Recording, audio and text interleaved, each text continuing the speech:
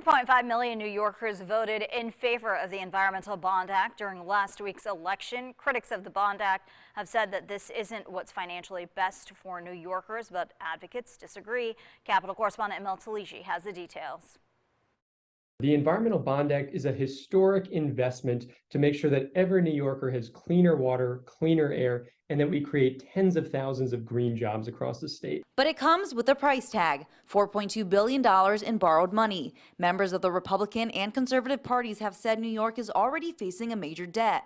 The interest rates on those bonds could be at a higher rate than normal and eventually trickle down to taxpayers. Jessica Otney-Mahar with the Nature Conservancy says this bond act is part of the state's budget and costs in the market will fluctuate. But that's something the state will have to account for. The way that the state is going to implement the Bond Act will absolutely be impacted by these externalities that exist in the economy. And so the pace of spending and the way that the Bond Act is utilized will be affected by that. But I will say this is a long-term funding program. The goal is to make sure that there's sustainable funding for many years for the environment. Patrick McCullen with the League of Conservation Voters says these are smart investments for worthwhile projects. It's not a case where we're robbing Peter to pay Paul. It's a case where we're borrowing to pay for really important investments that are going to pay for themselves over time.